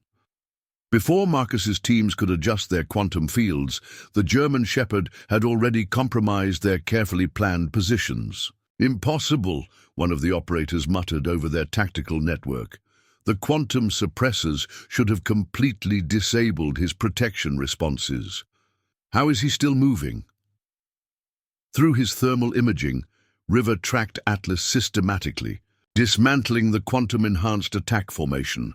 The dog wasn't just resisting their reality manipulation, he was using their own quantum interference patterns against them. "The neural disruption isn't working," Marcus reported, frustration evident in his voice. "He's operating completely outside our quantum control protocols.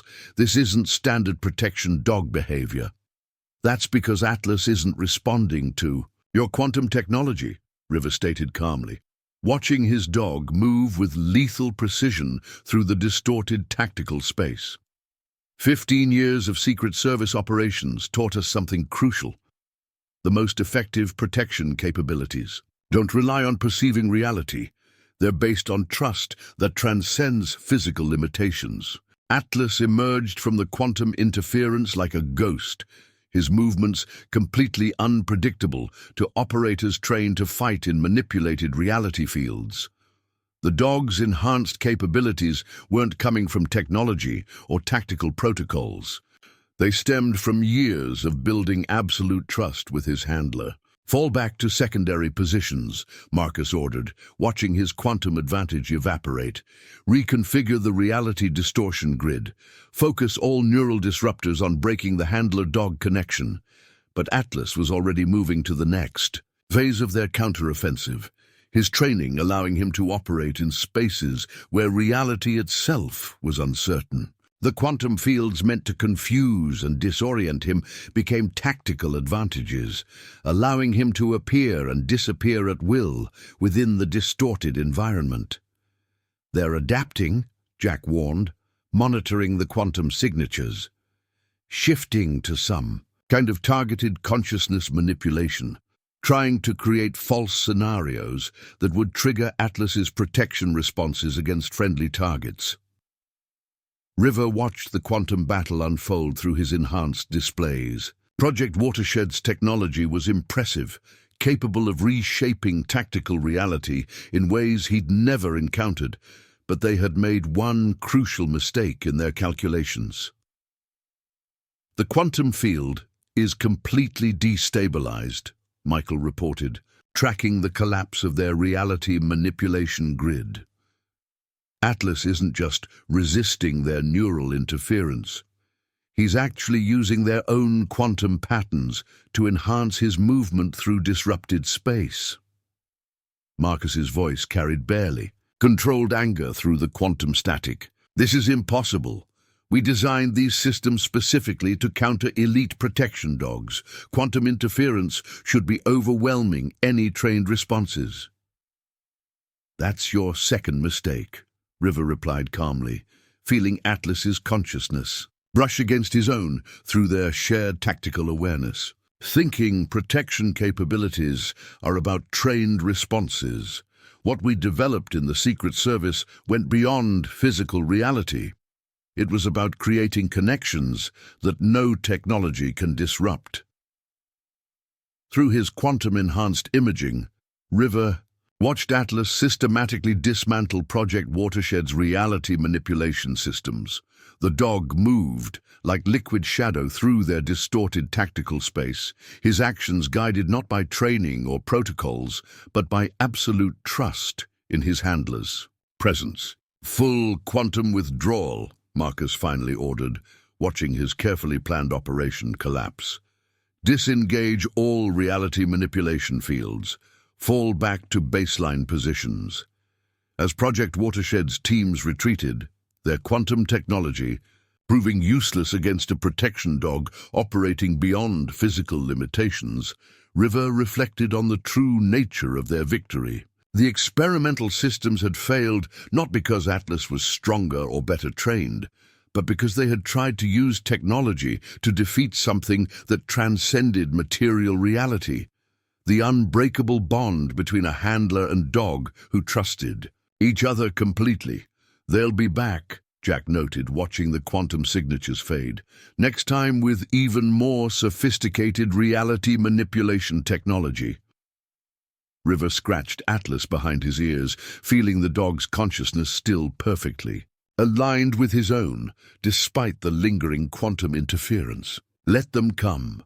15 years of protection operations taught us something they'll never understand.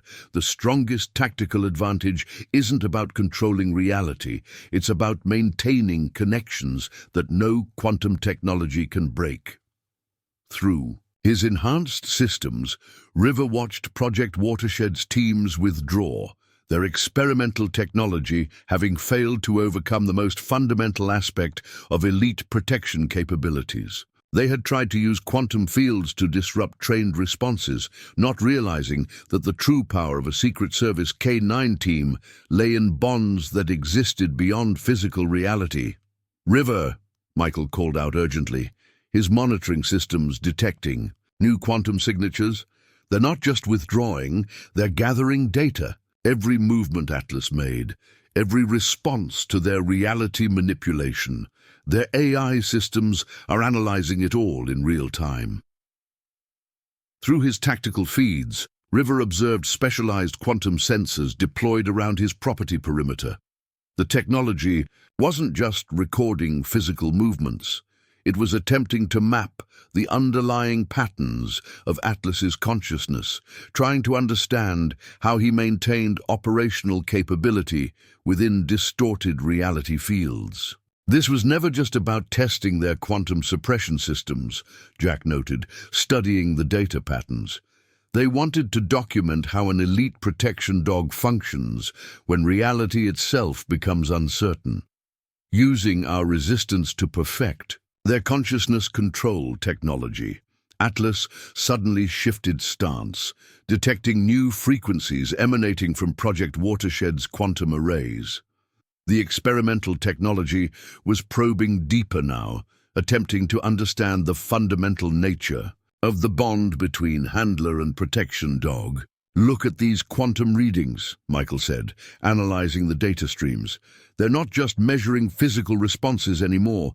These patterns, they're trying to map what they're calling consciousness resonance fields between you and Atlas." River watched his enhanced security systems track multiple quantum scanning platforms moving through the property. Each one was focused on analyzing different aspects of their protective relationship, trying to quantify something that transcended normal physical limitations. "Their AI is identifying something unprecedented," Jack reported, "decoding intercepted quantum transmissions. The way Atlas operates in distorted reality, it's not just training or tactical protocols. They're detecting some kind of synchronized consciousness effect between handler and dog." Through his quantum-enhanced imaging, River observed Project Watershed's technical teams deploying even more sophisticated analysis equipment. They weren't just studying their tactical capabilities anymore. They were trying to understand the fundamental nature of handler-dog consciousness synchronization. That's why the neural disruptors failed, River realized, feeling Atlas's unwavering presence beside him despite the lingering quantum interference. They designed their technology to override trained responses, not realizing our protection capabilities come from something deeper than physical reality. Sheriff Thompson's voice crackled through their quantum-shielded channel. "River, my federal contact just sent disturbing intel. Project Watershed isn't just about controlling resources anymore.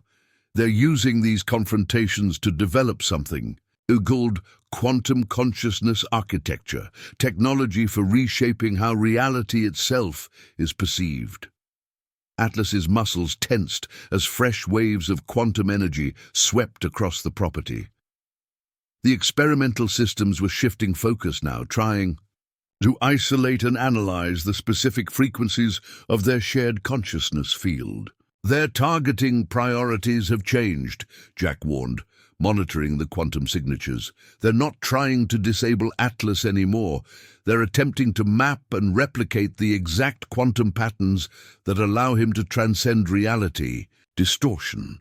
Through his command center displays, River watched Project Watershed's teams establish new scanning positions around his property. Each piece of equipment was designed to analyze a different aspect of consciousness synchronization, trying to understand how a handler and dog could maintain perfect tactical coordination in quantum-disrupted space. "The implications are staggering," Michael noted, studying the intercepted data. "If they could isolate and replicate these consciousness patterns, they could potentially create artificial quantum bonds between their operators and security systems. Technology that mimics the handler-dog relationship at a fundamental level." River's tactical mind processed these implications while watching Atlas maintain perfect operational awareness despite the sophisticated quantum scanning.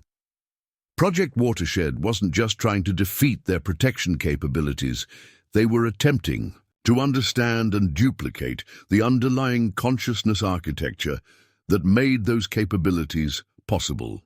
"That's what this whole operation is really about," River stated, observing more quantum analysis platforms being deployed. "They want to understand how consciousness transcends physical reality, then use that knowledge to create technology for controlling perception itself." Through his enhanced systems, River tracked multiple AI-driven quantum scanners, mapping the invisible bonds between him and Atlas. Each one was attempting to quantify something that existed beyond normal physical limitations, the perfect synchronization of consciousness that allowed them to operate effectively even when reality itself became uncertain. "They'll analyze every aspect of this encounter," Jack noted grimly, watching Project Watershed's teams continue their sophisticated scanning operations. "Use what they've learned to develop more advanced quantum consciousness manipulation technology," River scratched Atlas behind his ears, feeling their shared consciousness field pulse stronger despite the intense quantum scanning. Let them study it. 15 years of protection operations taught us something they'll never be able to replicate with technology. True tactical advantage comes from bonds forged through trust and experience, not artificial quantum manipulation. The morning sun began burning through the quantum haze as River assessed the aftermath of their first major confrontation. Project Watershed had created impressive technology for manipulating physical reality, but they had encountered something their quantum systems couldn't quantify: the transcendent connection between a Secret Service handler and his protection. Dog. The midday sun cast fractured shadows through lingering quantum distortion fields as River analyzed Project Watershed's tactical shift. Atlas maintained his protective stance, despite the sophisticated consciousness scanning still being directed at them, his enhanced capabilities now operating on levels that transcended normal physical limitations. "Your Secret Service contacts just sent through a classified briefing," Jack said, spreading quantum-encrypted documents across River's command center desk. Project Watershed isn't just developing reality manipulation technology anymore. They're creating something called quantum consciousness integration, systems designed to establish direct neural control over protected resources. River studied technical specifications showing installations being constructed beneath Davidson's resort complex. What appeared to be water treatment facilities on the surface masked sophisticated quantum consciousness architecture, technology capable of reshaping how entire communities perceived their relationship with vital resources. The quantum scanning data they gathered from Atlas, Michael reported, analyzing intercepted transmissions. They're not just studying it, they're using it to enhance their consciousness manipulation systems. His ability to transcend reality, distortion gave them insights they never expected. Through his enhanced feeds, River tracked teams of quantum specialists deploying new generations of reality architecture arrays around his property. The technology had evolved beyond simple suppression. Fields, now capable of creating persistent alterations in how people experience their environment. They're implementing something called protocol ascendance, Jack warned, decoding quantum-encrypted communications between Project Watershed command elements. Full-spectrum consciousness integration, quantum reality anchoring, neural pattern, replication. They're not just trying to control resources anymore. They're attempting to fundamentally alter how people think about resistance itself. Atlas suddenly shifted stance, detecting new frequencies emanating from the quantum arrays. The experimental technology was probing deeper now, attempting to replicate and weaponize the consciousness synchronization patterns they had observed between handler and dog. "River," Sheriff Thompson's voice carried urgency through their secured channel. "Just got word from my federal contact. Project Watershed's parent program, something called Operation Transcendence, goes beyond domestic resource control. They're developing quantum technology to reshape the fundamental nature of human consciousness." River's tactical mind processed this information while monitoring Atlas's response to the increasingly sophisticated quantum probing. They weren't just facing advanced technology anymore. They were confronting systems designed to alter the very fabric of perceived reality. "Look at these neural interface specifications," Michael noted, examining technical data from the quantum transmissions. "The consciousness architecture they're building, it's not just for controlling how people think about water rights. They're creating templates for establishing complete dominance over human perception." Through his quantum-enhanced imaging, River observed specialized teams deploying what appeared to be consciousness replication arrays, technology designed to artificially duplicate the synchronized awareness states they had detected between him and Atlas. "It's worse than we thought," Jack added grimly, studying patterns in the quantum data. "These aren't just isolated test sites anymore. The resort developments, the water rights acquisitions, they're creating a nationwide network of quantum and consciousness control systems. Atlas's muscles tensed as River's enhanced security systems detected new types of quantum signatures. Project Watershed was deploying technology that went beyond reality manipulation, attempting to establish direct neural interfaces with everything within their operational zone. "They're bringing in something new," River observed, watching specialized quantum transport vehicles arrive at Davidson's compound. Those containment units, the shielding configurations, suggest experimental consciousness architecture technology, systems designed to fundamentally alter how people experience reality. Through his command center windows, River spotted teams of quantum technicians establishing what appeared to be neural resonance fields around his property. Their movements suggested they were creating persistent zones of altered consciousness, spaces where normal human perception could be systematically reshaped.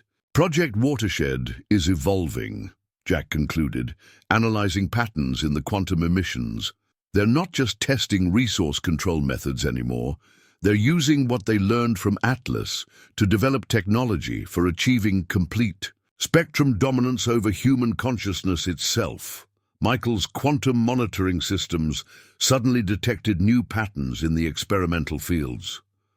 "River, you need to see this. They're not just trying to replicate the consciousness synchronization between you and Atlas. They're attempting to reverse engineer the fundamental nature of transcendent awareness itself." River watched his quantum security network struggle against increasingly sophisticated consciousness manipulation attempts. The experimental technology was evolving, becoming more effective at altering both physical reality and how people perceived it. "That's why they're so focused on your property now," Thompson added, his voice carrying fresh concern. "They need to understand how Atlas maintains tactical effectiveness even when reality itself becomes uncertain. Using your resistance to perfect their consciousness control systems." Through his tactical scope, River observed more specialized quantum architecture being positioned around his farm. Each piece represented another layer in their consciousness domination strategy, technology designed not just to control resources, but to reshape how people thought about the very nature of resistance. "These neural resonance patterns," Michael said, decoding technical data from the quantum fields. "The frequencies they're generating, they're not trying to disable consciousness anymore. They're attempting to actually rewrite how people experience their relationship with reality itself." Atlas pressed against River's leg, their shared consciousness field strengthening despite the sophisticated quantum technology attempting to analyze and replicate it. This wasn't just experimental hardware. This was a systematic attempt to weaponize the transcendent aspects of awareness itself. "They're deploying quantum consciousness anchors," Jack warned, monitoring the new emissions. "The energy signatures suggest they're trying to establish persistent reality alteration fields, technology designed to create permanent changes in how people perceive their environment." River's tactical assessment was automatic as he processed these implications. Project Watershed wasn't just about water rights or resource control anymore. It was a testing ground for technology that could fundamentally change the relationship between human consciousness and physical reality. "The real threat," River stated, watching Atlas track multiple quantum consciousness platforms despite their reality-altering effects, "isn't just their ability to control resources. It's their attempt to use quantum technology to reshape the fundamental nature of human awareness. That's why our consciousness synchronization is so dangerous to them. We represent a form of transcendent connection their technology can't replicate or control. Through his enhanced imaging, River observed Project Watershed teams establishing what appeared to be a complete quantum consciousness architecture around his property. Their technology was impressive, clearly designed by people who understood how to manipulate both physical reality and human perception. But they had made one crucial mistake in their calculations. They think this is about technology, River noted, feeling his consciousness field with Atlas pulse stronger, despite the experimental systems attempting to analyze and duplicate it. 15 years of protection operations taught us something different. The most effective tactical advantage isn't about controlling reality, it's about maintaining awareness that transcends physical limitations entirely. The afternoon air hummed with quantum consciousness generators as River prepared for what he knew was coming. Project Watershed had created impressive technology for establishing dominance over both resources and human perception, but they were about to learn why Secret Service canine handlers were considered among the most dangerous opponents in conflicts that transcended normal reality. "River," Michael called out urgently, his quantum monitoring systems detecting new patterns. The AI analysis of Atlas's consciousness synchronization just triggered something. Davidson's people are implementing emergency protocols. They're calling in specialists from something called Project Archon. Through his enhanced security feeds, River observed new quantum transport vehicles arriving at Davidson's compound. Unlike the previous technical teams, these operators moved with an almost inhuman precision, their movements suggesting direct neural integration with advanced consciousness architecture. Project Archon, Jack confirmed grimly, accessing classified data from his military contacts. Top-secret program developing human quantum interface systems. Their operators undergo direct neural modification, allowing them to perceive and manipulate quantum reality fields directly. Atlas's enhanced awareness detected the new threats before River's quantum sensors could register them. These weren't normal tactical teams. They were consciousness-augmented operators capable of functioning in spaces where reality itself became uncertain. "The quantum readings are off the charts," Michael reported, studying the new emissions. "These Archon operators, they're generating their own reality distortion fields, actually manipulating quantum states through pure consciousness." River watched his enhanced security systems struggle to track the Archon teams as they established positions around his property. Their movements defied normal physical limitations, suggesting capabilities that went beyond standard human consciousness. "They're not just augmented operators," Jack warned, analyzing their quantum signatures. "Project Archon represents the next phase in consciousness warfare. Humans modified to interface directly with quantum reality, capable of reshaping physical space through pure thought."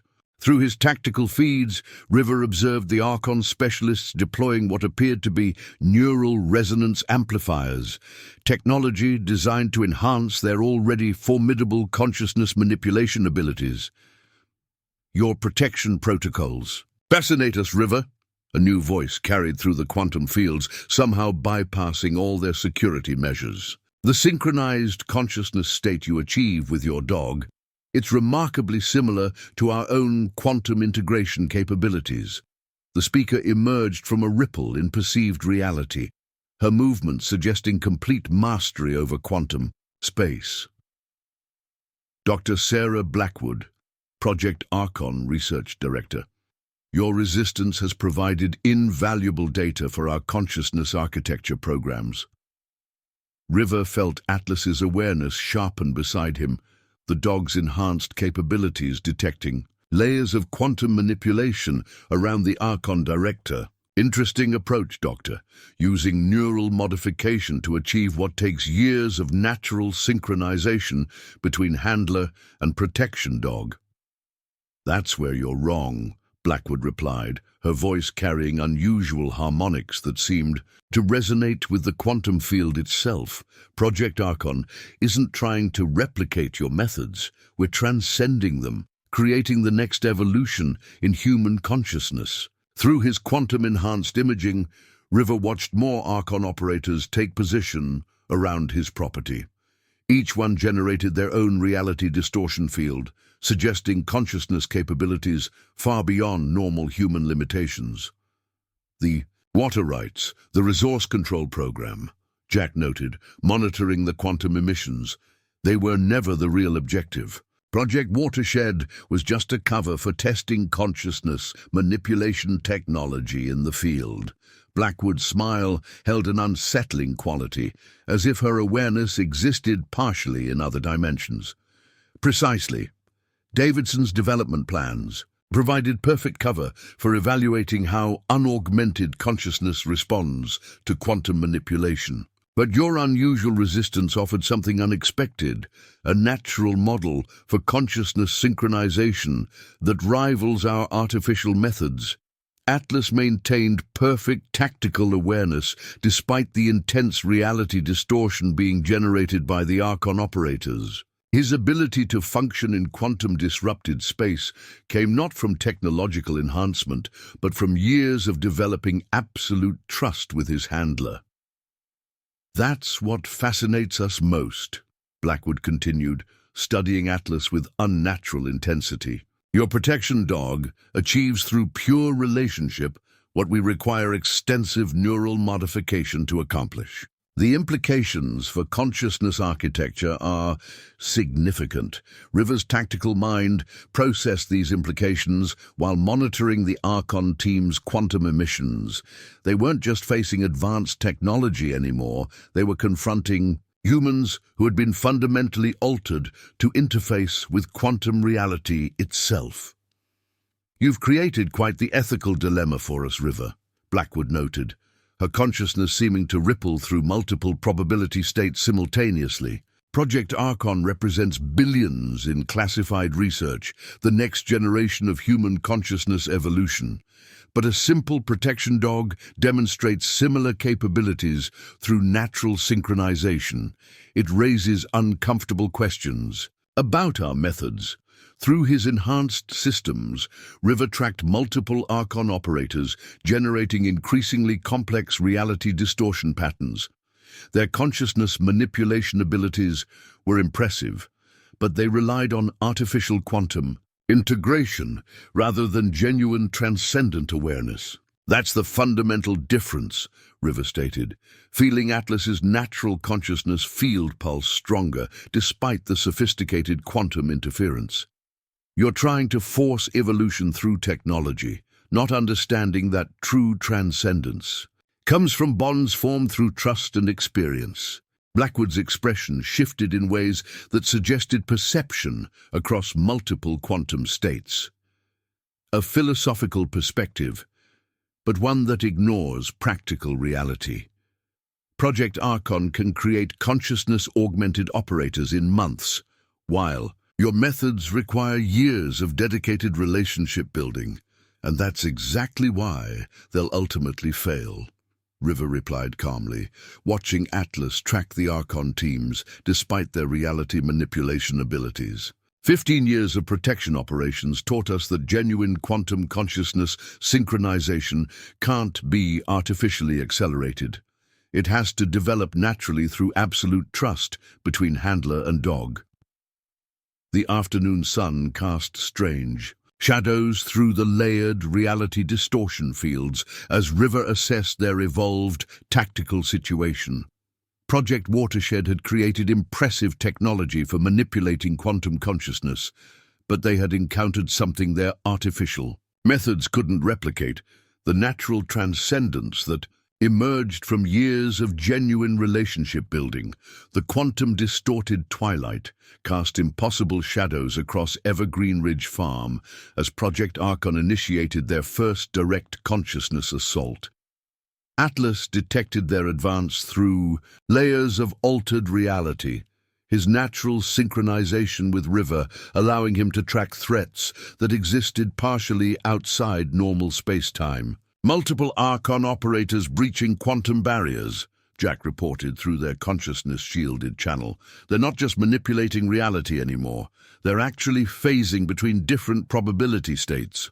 River watched through his enhanced systems as Blackwood's augmented teams established quantum consciousness corridors throughout his property. Their movements defied conventional physics, suggesting capabilities that went beyond even their previous reality manipulation technology. The neural integration is complete. Dr. Blackwood's voice resonated through multiple quantum states simultaneously.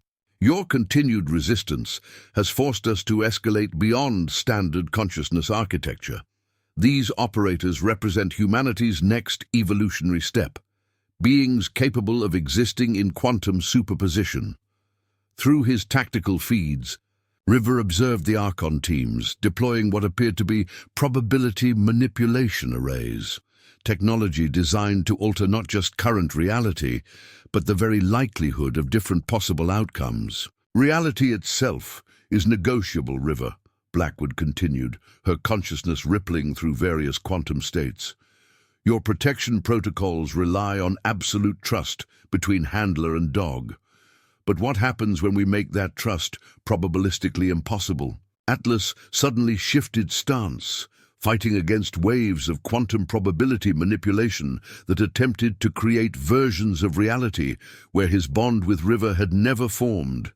The artificial consciousness architecture was trying to rewrite their entire shared history. Quantum recursion fields are active, Michael warned, monitoring the reality distortions. They're not just altering present perception, they're attempting to modify past probability states, actually trying to change the historical foundation of your handler-dog relationship. River felt Atlas press against his leg as alternate timelines tried to assert themselves, versions of reality where they had never met, never developed their profound consciousness synchronization. But their bond transcended simple temporal causality, fascinating resistance, Blackwood observed, her augmented awareness studying their natural quantum synchronization. Your protection capabilities seem to exist outside normal probability space. The handler-dog connection maintains coherence even when we alter its foundational timeline. Through his enhanced imaging, River tracked Archon operators moving through multiple quantum states simultaneously. Each one generated probability distortion fields that should have made effective resistance impossible, yet Atlas continued to maintain perfect tactical awareness. They're implementing something called quantum consciousness override, Jack reported, decoding the neural patterns, trying to force their artificial reality integration protocols onto your natural synchronization framework. Atlas moved like liquid shadow through the probability-distorted space, his actions guided not by physical reality, but by unbreakable trust in his handler. Before the Archon teams could adjust their quantum fields, the dog had systematically collapsed their carefully constructed probability corridors. Impossible, one of the augmented operators transmitted across multiple quantum states. The consciousness architecture should have completely overwritten their synchronized awareness. How are they maintaining coherence? River watched Atlas dismantle the probability manipulation arrays through pure intuitive action. The dog wasn't fighting against their quantum technology. He was operating completely outside its sphere of influence, guided by something more fundamental than artificially enhanced consciousness. Your quantum integration is impressive, River acknowledged, feeling Atlas's natural consciousness field pulse stronger despite the sophisticated reality manipulation. But you're trying to use technology to force what can only develop through genuine relationships. Dr. Blackwood's form shifted through several probability states as she reassessed their tactical approach. You don't understand what we're creating here, River. Project Archon isn't just about consciousness enhancement. We're developing the ability to actually choose which version of reality manifests. "That's your fundamental mistake," River replied calmly, watching Atlas move with perfect precision through their distorted quantum space. "Thinking consciousness evolution is about controlling reality. True transcendence comes from forming connections that exist independent of any particular probability state." Through his tactical feeds, River observed more Archon operators attempting to establish quantum consciousness dominance over his property. Each one generated increasingly complex probability distortions, trying to force reality into configurations that favored their artificial integration protocols. "Full probability inversion," Blackwood commanded, her augmented consciousness reaching across multiple quantum states.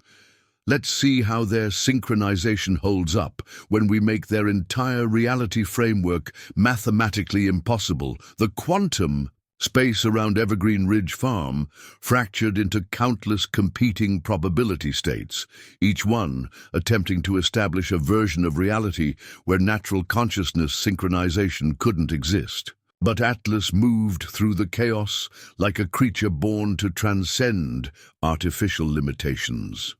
"The quantum readings are unprecedented," Michael reported, monitoring the reality distortions.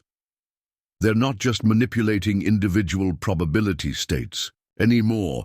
They're trying to rewrite the fundamental laws that govern consciousness interaction itself."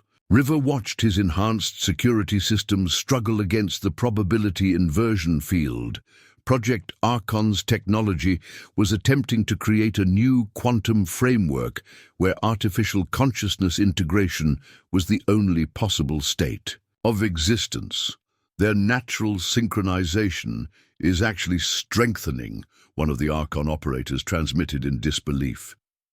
"The more we try to probability lock their consciousness framework, the more their handler-dog connection transcends our quantum architecture."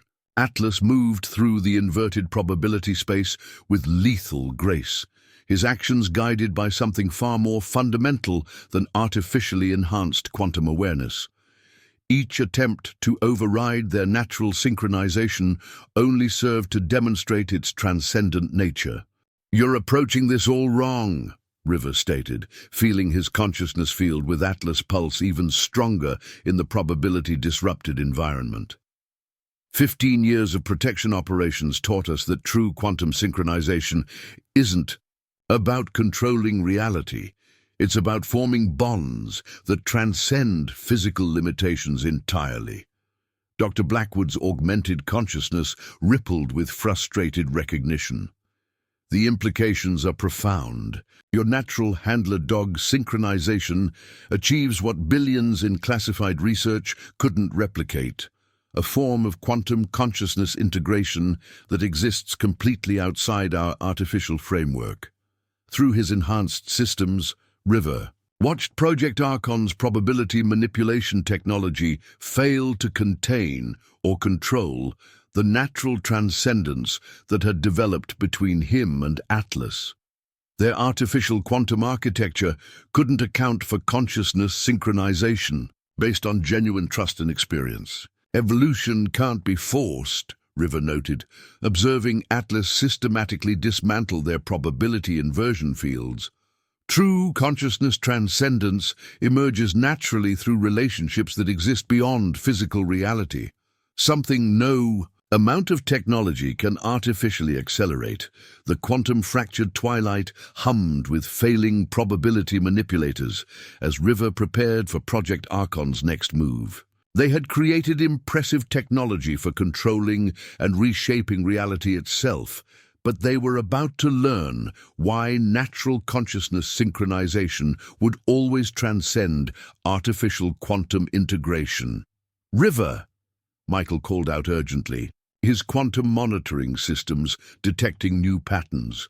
"They're implementing something called Timeline Convergence Protocol.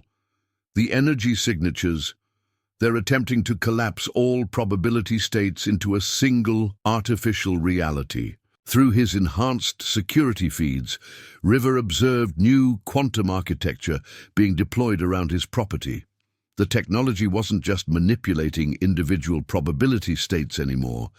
It was trying to forcibly reconstruct the fundamental nature of consciousness itself. Remarkable adaptation, Dr. Blackwood noted, her form shifting through multiple quantum states as she studied Atlas's responses.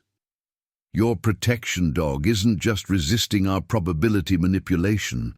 He's actually using our quantum fields to enhance his natural capabilities, somehow converting our artificial integration protocols into pure consciousness synchronization. Atlas moved through the converging timelines with impossible grace, his actions guided by awareness that transcended Project Archon's attempts to constrain reality. Each probability shift only served to strengthen his natural bond with River. The quantum readings make no sense, Jack reported, analyzing the consciousness patterns. Their timeline convergence should be forcing all possible realities into their artificial framework.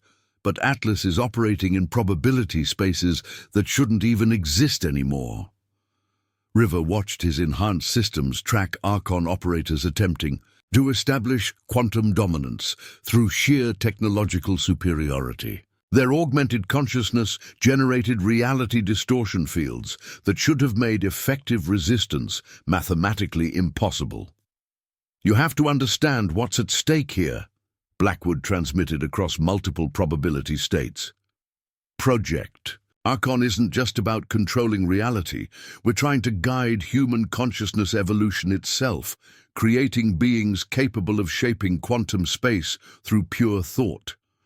But at what cost? River challenged, feeling Atlas's natural consciousness field pulse stronger despite their artificial manipulation.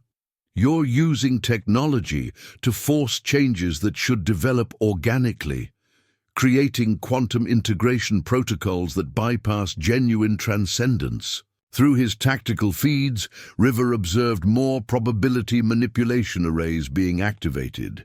Each one attempted to establish artificial consciousness frameworks that would make natural synchronization impossible. "Look at these quantum signatures," Michael noted, studying the converging timelines. "The Archon operators, their artificial integration is actually destabilizing under Atlas's influence. His natural consciousness synchronization is somehow interfering with their enhanced quantum architecture." Dr. Blackwood's augmented awareness registered growing concern as she analyzed the unexpected interaction. "This is unprecedented. Your handler-dog connection isn't just resisting our probability manipulation. It's actually causing our artificial quantum integration to decohere, forcing our enhanced operators back into normal consciousness states."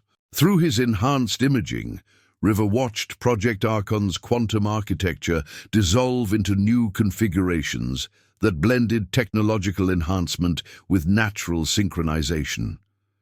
Their attempt to force evolution had inadvertently revealed a more profound path to consciousness development. "The quantum readings are transforming," Jack reported, analyzing the new patterns. "The artificial integration protocols aren't just failing, they're being reconstituted into something that supports natural consciousness evolution, like the technology itself is learning from exposure to pure synchronization." Atlas moved through the evolving quantum space with perfect precision, his enhanced capabilities now demonstrating a harmony between artificial and natural consciousness development. Each action showed the potential for genuine transcendence that incorporated the best of both approaches. "Everything we thought we knew about consciousness evolution is being rewritten," Blackwood transmitted, her own quantum integration shifting toward a more balanced state. "Your handler-dog bond hasn't just resisted our artificial enhancement, it's shown us a better path forward, one that develops through relationships rather than forced technological change." The evening air rippled with transforming probability fields as River assessed the profound implications of their confrontation.